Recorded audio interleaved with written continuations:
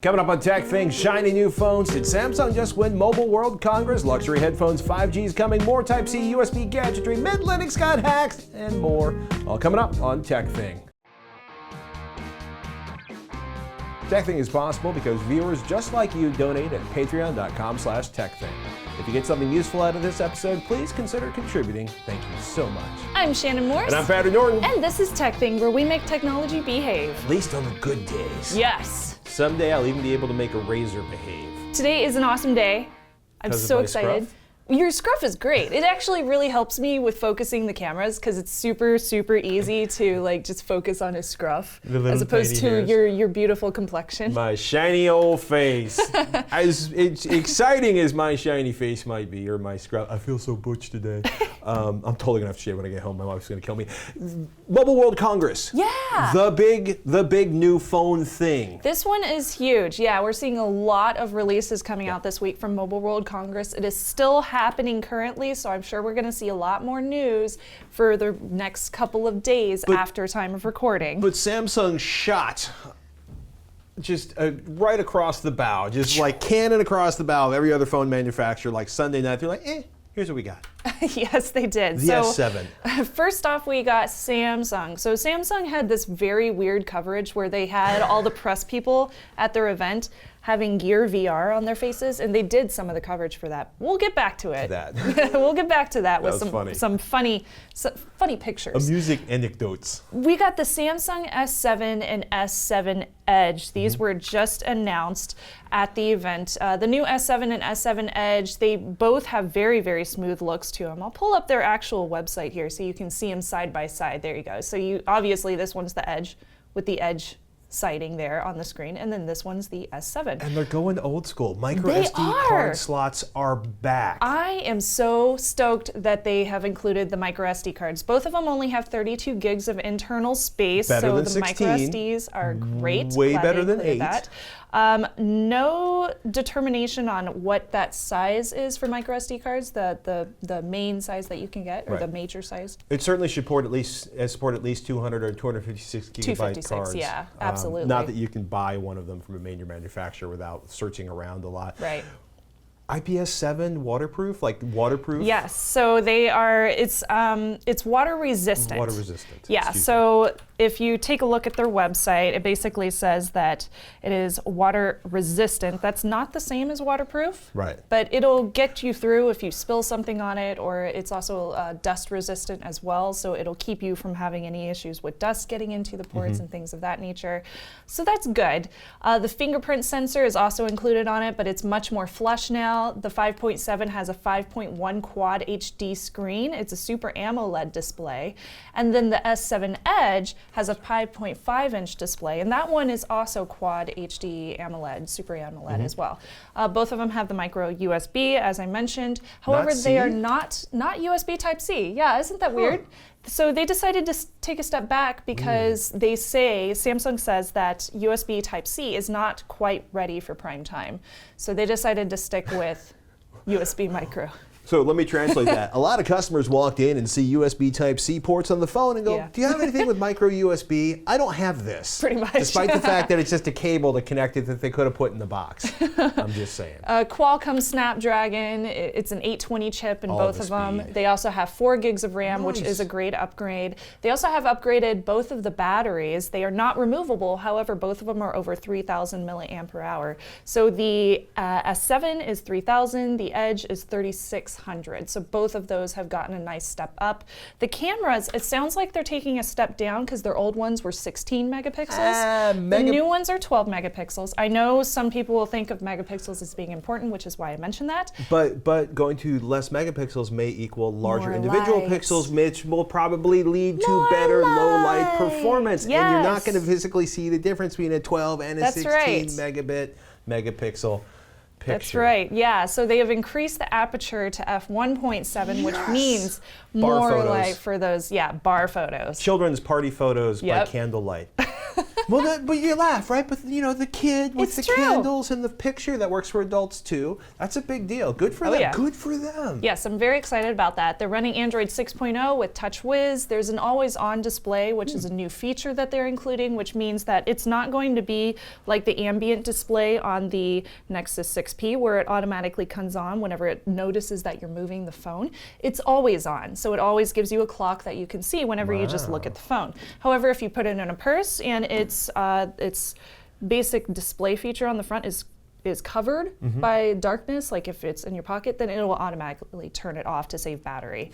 So supposedly that doesn't use up a lot of battery. Pre-orders begin today, February 23rd, day of recording, and it goes on sale on March 11th.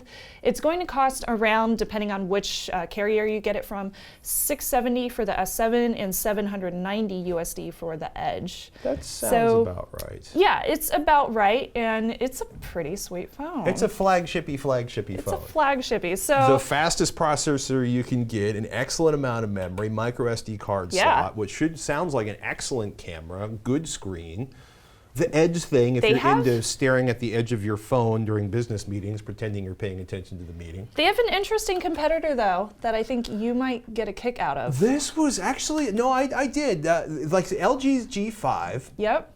Which has always been, they've always been like, all the things, roar! All the things. But they kind of, it's interesting. They really did something different. I like to think of it as LG G5 and the magic slot.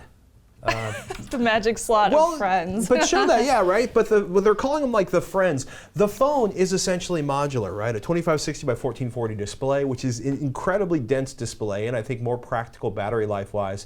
Hold right there than a Quad HD display. It's a fingerprint sensor, again, a Qualcomm Snapdragon 820, 4 gigs of RAM, 2 rear cameras, a 60 megapixel camera, and a wider 8 megapixel camera. Very weird. Yeah, we're still trying to sort that one out because it makes no sense. 32 gigs of storage, micro SD slot, USB-C, 2800 milliamp hour removable battery, which I think will be fine given the fact that they're not doing a Quad HD screen.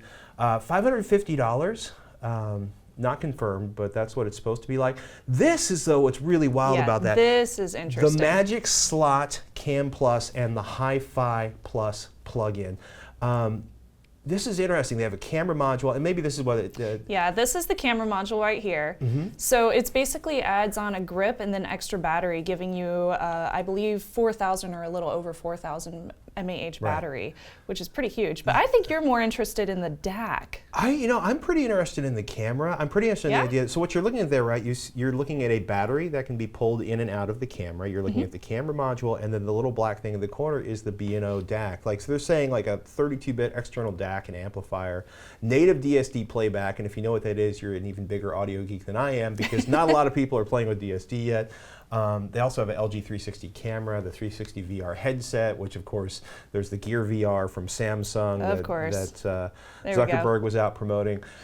Yeah, the LG Rolling Bot also was out there, like their toy bot. It's an interesting collection of ideas, but I love the modular idea that you can customize the phone if you are willing to pony up the money to get the extra gadgetry. So if you're an audio geek, if you are a photography geek, you can expand the phone in some interesting ways, and there's those swappable batteries, which I think is really, really smart too.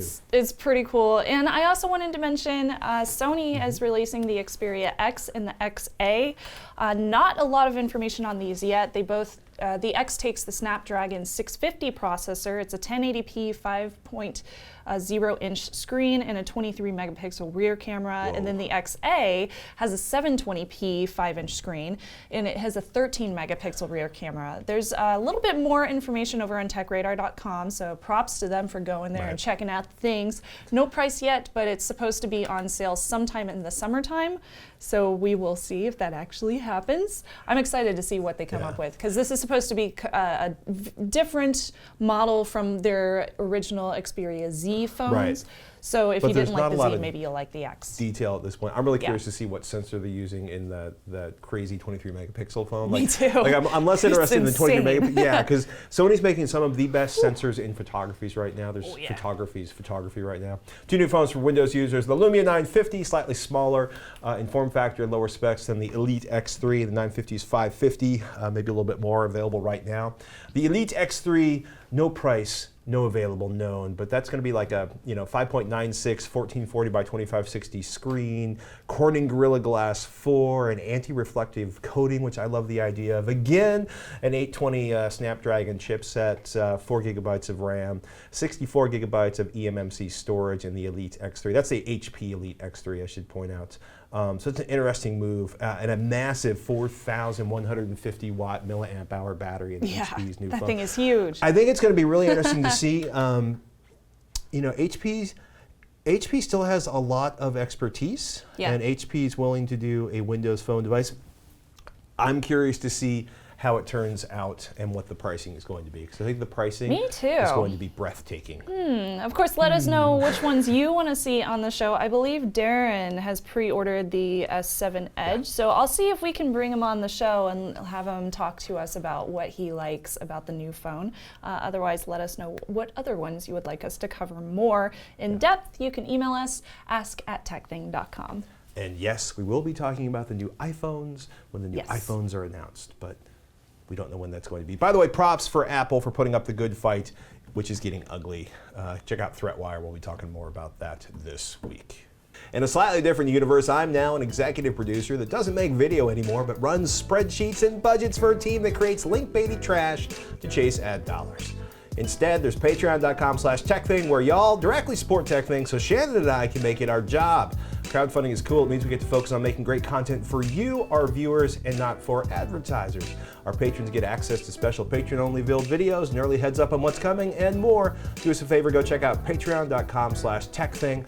And thank you so much for supporting the show, no matter how you do it. We understand if you can't donate, keep sending in your questions and tips. Write a review on iTunes, give our video a thumbs up, share the links with your friends, hang out with us on Facebook. It all makes the show that much stronger. Thank you.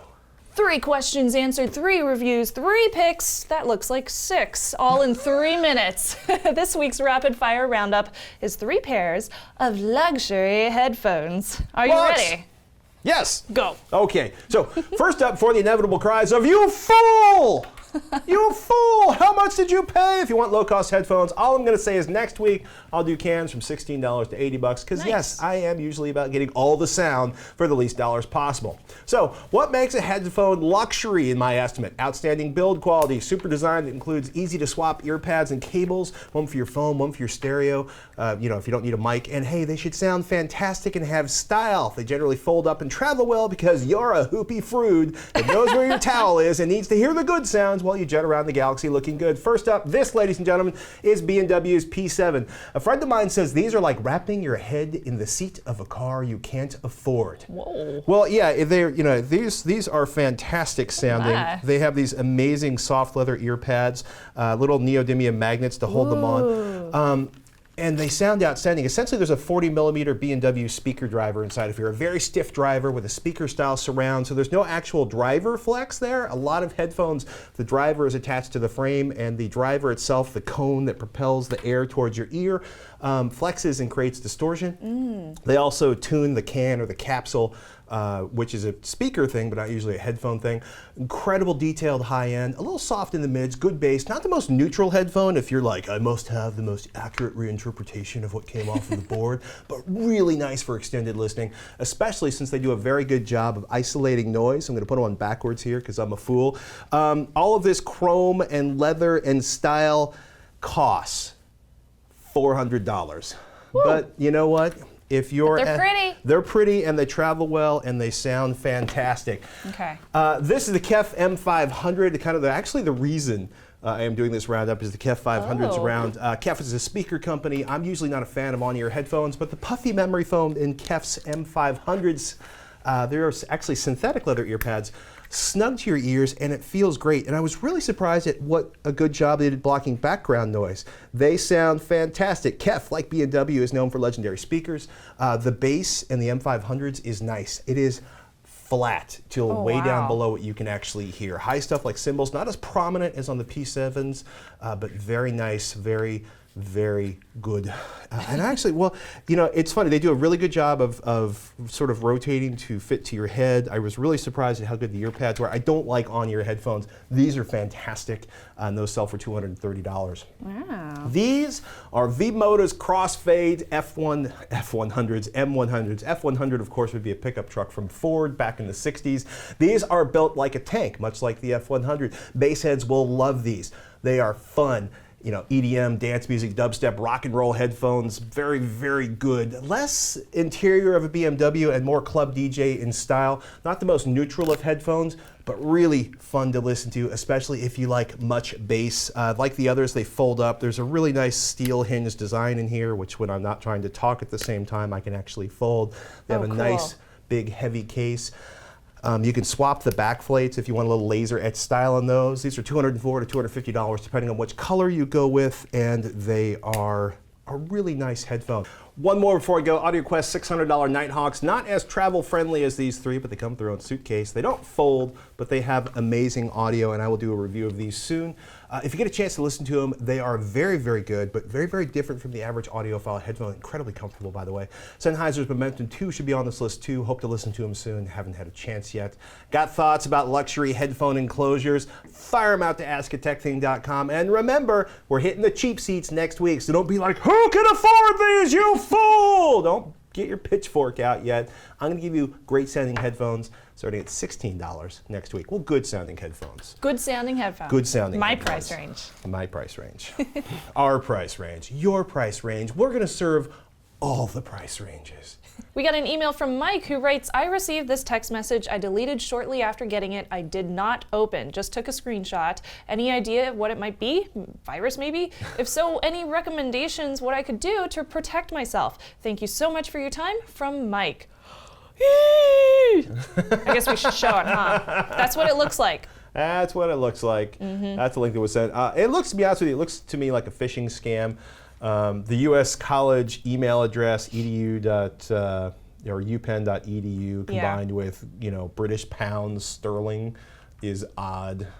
Plus, you know, Mike probably doesn't get a lot of text messages about grants. Probably not. Deleting it, I think, sounds like the best choice. Remember, ladies and gentlemen, if it smells funny, don't click on it. If one of your friends on Facebook emails you and asks you to send them money because they're stuck in like some Borneo. country that you're not familiar with, just call them and verify that that's actually true, because it's probably not. They're not.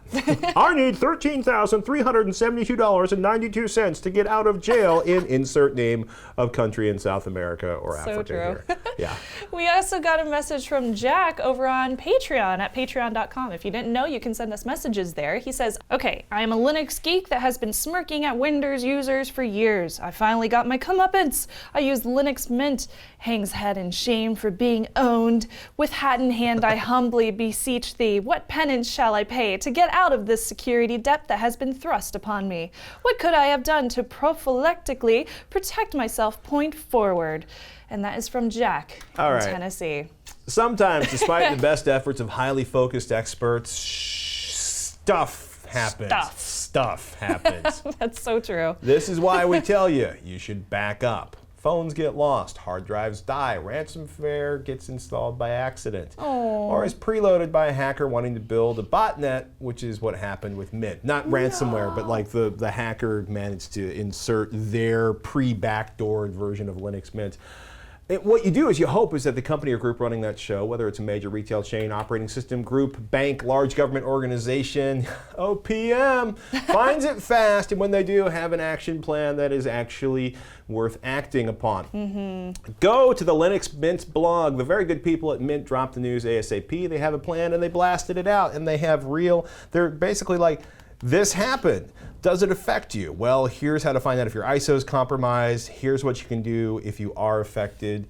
And they're like, is everything back to normal? Not yet. We took the server down while we're fixing the issue. I suspect the people at Linux Mint are working very, very hard to prevent it from happening again. So, your penance, Jack in Tennessee, is to run Windows for a month. Yeah. No, look, whether you're on Linux... That's so cruel, we say as we use Windows. Oh, man. It's time to move to FreeBSD, Jack. Look, mistakes happen. hackers figure out new and exciting ways to get into places they shouldn't be. It's true. Whether you're on Linux, OS 10, Windows, or whatever, except that you can be hacked and back your critical data up. And we tell you 3, 2, 1. Make sure one of those is offline and not connected to anything. It's really hard for someone to install ransomware on a USB drive that is not connected to your home network. Right? Run anti-malware, run AV, especially if you're on Windows. We've given you lots of options on those. Keep your operating system apps and malware and antivirus up to date. And good luck, Jack. We're sorry you got nailed. And hey, as near as I can tell, there was a possibility that you didn't get nailed with this. But because based on the time frame? Yeah, it only happened on February 20th, but they tell you how to check your ISO. And it's tough. It is. It's, I am almost getting, I want to be more sympathetic to large corporations. Yeah.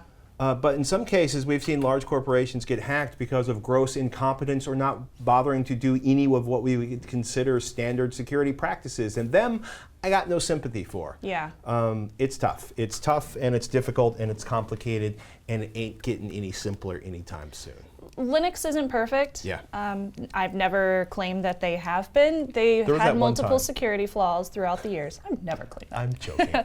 Linux cool, but nobody's perfect. Yeah.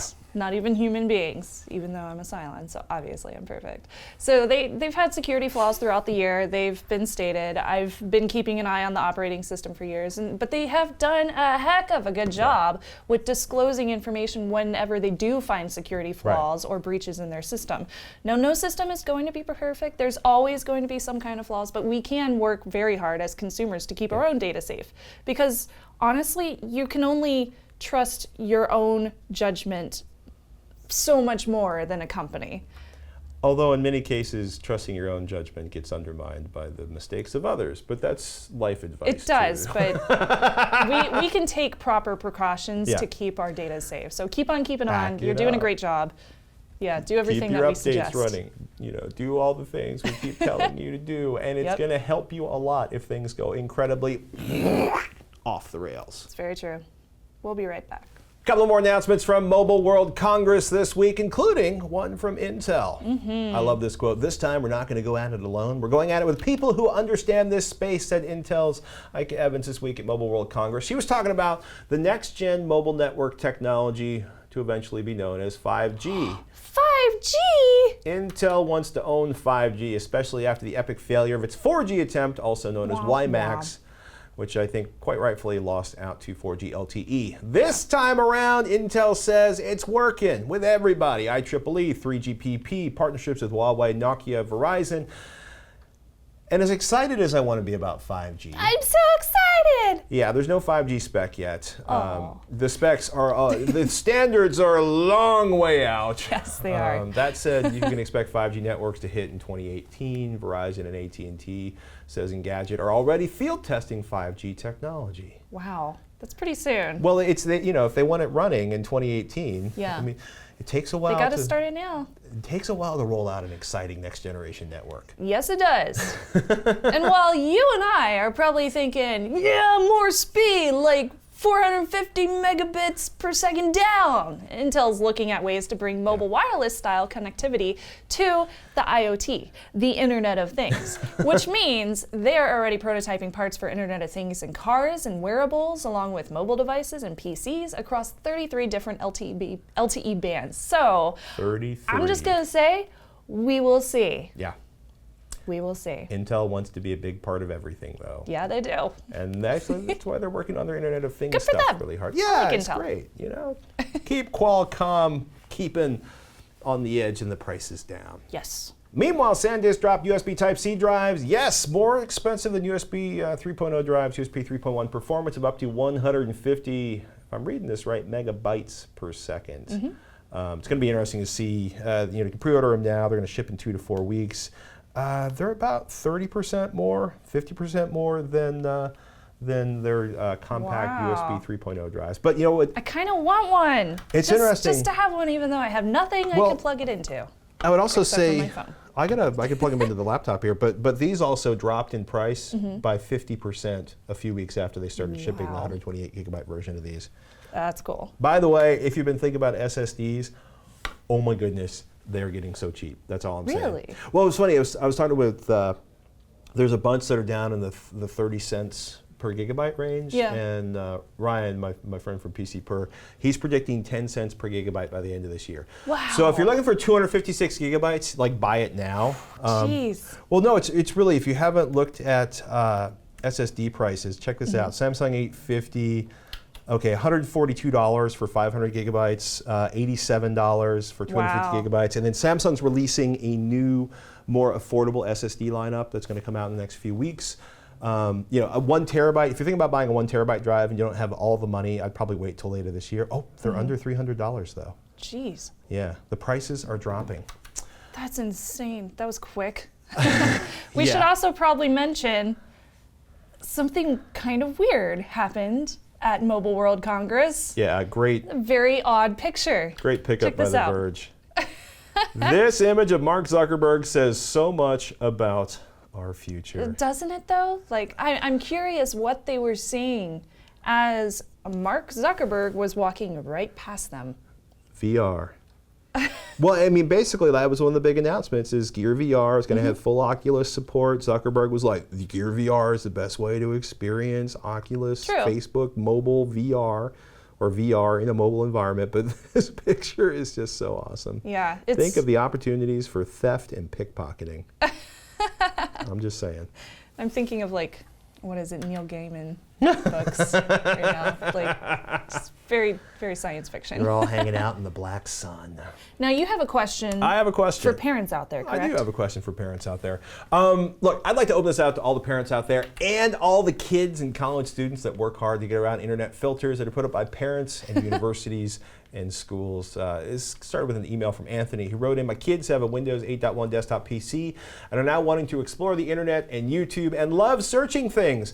I think it's a great way for them to learn, but as a parent, it's our job to keep them safe online. Our internet service provides a safe search filters, but when I enable them on the main hub, it affects the searches of the older family members who are using their phones, tablets, and laptops to browse. Is there anything I can install onto the kid's own desktop PC so that it just restricts the particular PC to safe searches and has no effect on everyone else using their own individual devices? I was looking at something on the lines of k9webprotection.com, but I am really not sure the best way to go about this. If it helps, I do have certain restrictions in place, Windows Play Store, for example, age restrictions, payment pins, etc. But it's really something for when the kids are searching the web, Google Images, Google Search, also YouTube as well. Many, many thanks, and I wish you guys all the best. Anthony, you know, I am lucky that our 3 and 8 year old haven't started browsing yet, right? We currently keep them on tablets, and we keep the tablets and the kids within eye and earshot of the parental units at all times when they're using them. I don't think I'm going to let them have computers behind closed doors. I used to say like till they were 18, but now I'm pretty much saying it's until they have a driver's license. Because like, you know, if you grew up, you know, well, it's funny, like if you're a city kid, it's like that point when your parents let you take the subway or the buses whenever on Friday night by yourself, everything changes. Right. You know, if you grew out in the suburbs or the sticks, it's like you got a driver's license, everything changes, right? I didn't have my first PC, since I'm a generation younger than you are, I think. Right. I didn't have my first PC in my actual bedroom until I was 17, I want to say. Like, I was dating at that point, so maybe that was a bad choice for my parents, but... Yeah, well, I mean, modems. But I was much older. Oh my goodness, modems and bulletin boards and all of the trouble we could get into. Look, one thing you can do is alter the DNS server used by the browsers on the kids' PCs. That'll point them somewhere safer than all the internets. YouTube's much tougher. I need to play around with OpenDNS though, because it's changed a lot since I used it the last time. That said, I am not a big fan of filtering software. I was pretty serious about the First Amendment and keeping the internet free before I married a librarian. Oh my goodness, she makes me look chill. We both hate SIPA, the so-called Children's Internet Protection Act, the one that forces filtering software to be put in libraries. And we generally believe any software that blocks sites that aren't pornographic or obscene is problematic, especially since so many of the tools available aren't very good at filtering images and often block or filter text or websites. And SIPA is supposed to be about filtering images. In the words of the EFF, quote, one of the harmful side effects of SIPA is that many kids who rely on schools and libraries for internet access are prevented from experiencing the unfiltered web, which is kind of like taking public transit in a big city. Little kids do it every way. They do it every day to go to school. Yeah. Like, it's funny. People are, there was an 8-year-old on the subway in New York City. Yeah, he's going to school. How do they get around the big C? Using public transportation, but they have to learn how. So this is part of my approach to having computers in the open room so we can keep an eye on what they're doing at all times. It's tough, and I know there's a lot more parents out there who have been dealing with much older children than I've been dealing with, so let's hear what you have to say. And I'd like to hear from the kids too. We will offer anonymity to children who want to make salient points, but do not want their parents to be like, what? And remember, if you post it on Facebook, your mom knows about it. And we'll talk more about this next week. I'm very curious about this. Not having kids myself, but knowing that eventually one day I will have to deal with this too. If for no other reason than because you're taking care of someone else's kids. Oh yeah, like babysitting. Like, what do you do? The only thing I have is a Roku box. What do I do? They could probably browse something on there that they shouldn't see. Well, what's always fun is like, there was a Dilbert cartoon, and I think Dilbert was like, I'm going to have a filter to protect the children, and Dilbert's dog was like, oh, so you versus the intense focus of every 13-year-old in the world? Right, good luck with that. Because remember when you were 13, you'd solve all the problems no matter what it took to solve them. Yeah. That's the other problem with filtering software. So many hacks to be learned so young. So many. I promise I am up to no good. Yes! Hack the planet! And remember, if you're not hacking the planet, once in a while, put down your phone, step away from your screen, close the laptop, and do something analog. Like visit a park that you have never been to before and see some new nature. Yes. Yay! I love going to parks. They're so wonderful. We have so many good parks out here. We do. There's so many good parks all over America. Go find one you haven't been to before. I can't wait to go to Japan and see all the parks over there. You're gonna freak. So excited. You're going to Nagano? I know a place to send you. I thought you were. I'm going to Tokyo and Kyoto.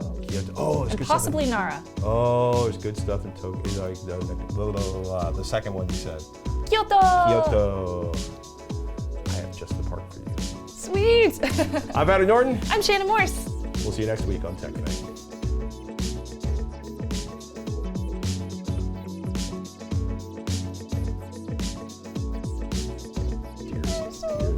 No, they're not. They're vile little ass-nipping monsters. I just want to take my children there so they can wrestle deer. Deer wrestling in Nara. Good luck with that. That's what you think. They're going to be sweet. They're going to be kind. And then they'll chase me. More food! Give me more food! Mic's on. Oh, sure. Mic check. Mic check. Check. Mic check. Mic check. Mic check.